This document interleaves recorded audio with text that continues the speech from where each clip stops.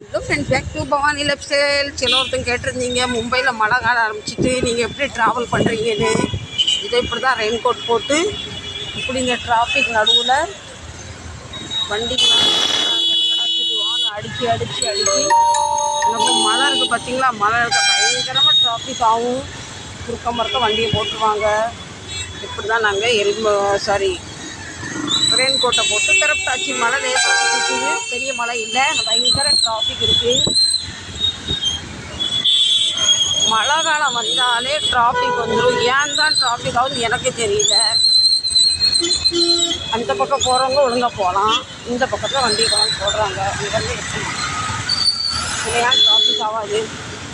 இப்படி தான் நாங்கள் இந்த 4 மாதம் மழையில் ரெயின் கோட் போட்டுகிட்டே வீட்டுக்கு போகிறோம்.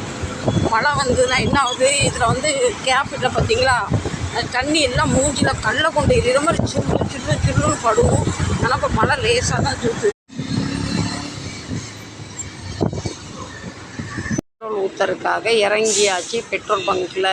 நான் வண்டியில் அப்படியே உட்காந்து கூட ஊற்றலாம், இருந்தாலும் எனக்கு அப்படியே பழகியே போச்சு. அதுக்கு காரணமும் இருக்குது.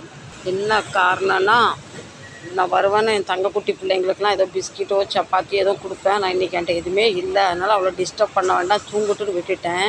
என் குரல் கேட்டேன்னா அவள் எழுந்துருவாவா, பின்னாடி கொண்டாந்துருக்க ஏன்டி நீ கொண்டு வரணும் கேட்பா. இந்த பெட்ரோல் ஊற்றுறவங்க ஒரு பெரிய லொல்லு பண்ணுறாங்க. அவங்க மணிக்கணக்கில் பெட்ரோல் ஊற்றிக்கிட்டே ஃபோனில் பேசுகிறாங்க. நம்ம அங்கே வச்சு ஃபோன் எதுவும் ஸ்டார்ட் பண்ணிட்டான்னா ஸ்டார்ட் பண்ணக்கூடாதுன்னு சொல்கிறாங்க. எனக்கும் அந்த பையனுக்கும் ஒரு கொஞ்சம் நாளைக்கு மேலே சண்டை வந்துட்டு, நீ எப்படிடா ஃபோனை பேசிக்கிட்டே நீ பெட்ரோல் ஊற்றுற பற்றி பிடிக்கான்னு கேட்டேன். அதுக்கு பதில் சொல்லலை. வாங்க, இப்போ தலைவரும் வந்தாச்சு.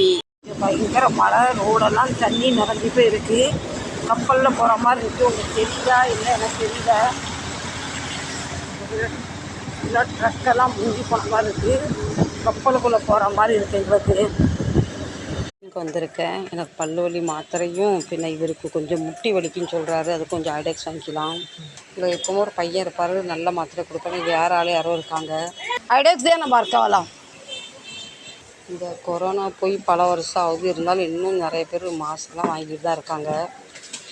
छोटा वाला एडेक्स दो ना, कितना? 40।